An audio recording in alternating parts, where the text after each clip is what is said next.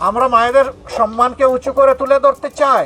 জামায়াত ইসলামীর আমির ডক্টর শফিকুর রহমানের verified x account থেকে নারী বিদ্বেষী পোস্টের পর থেকেই বিষয়টি দেশ জুড়ে তীব্র সমালোচনার ঝড় তোলে। তবে জামায়াত দাবি করেছে ওই অ্যাকাউন্টটি হ্যাক করা হয়েছিল। ৩১ জানুয়ারি বিকেলে ওই পোস্ট প্রকাশিত হওয়ার ৯ ঘণ্টা পর রাত ১টার দিকে হ্যাক হওয়ার কথা জানানো হয়, যা নিয়ে বিএনপি সহ বিভিন্ন রাজনৈতিক পর্যবেক্ষক প্রশ্ন তোলেন।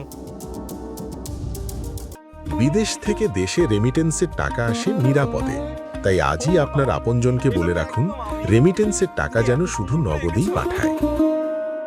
জামায়াতের সহকারী সেক্রেটারি জেনারেল ইহসানুল মাহবুব জুবায়ের বলেন, এই হ্যাকিংয়ে একটি বিশেষ দল ও তাদের সাইবার টিম জড়িত রয়েছে।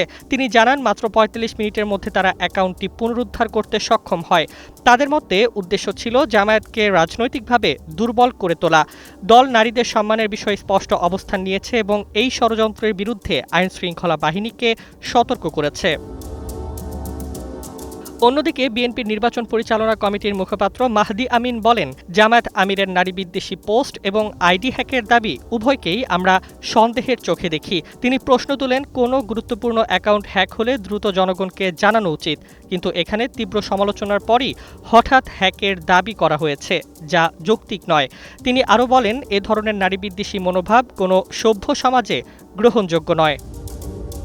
রাজনৈতিক বিশ্লেষকরা বলছেন, সাম্প্রতিক সময়ে রাজনৈতিক দলগুলো প্রভাব বিস্তার ও দুষ্প্রচার থেকে নিজেদের রক্ষা করতে ইন্টারনেট ও সোশ্যাল মিডিয়ায় আরও সচেতন হচ্ছেন।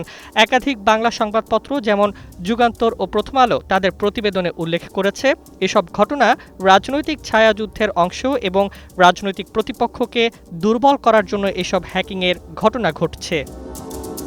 সমাজের বিভিন্ন শ্রেণী থেকে প্রতিবাদের ঝড় উঠেছে।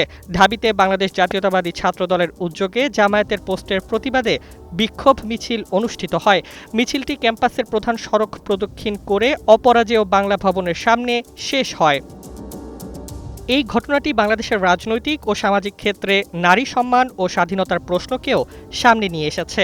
নারীদের মর্যাদা রক্ষায় রাজনীতিকরা ঐক্যবদ্ধ হওয়ার আহ্বান জানাচ্ছেন, যাতে আর কখনো কেউ নারী বিদ্বেষী বক্তব্য ছড়িয়ে দেশের অগ্রযাত্রায় বাধা সৃষ্টি করতে না পারে।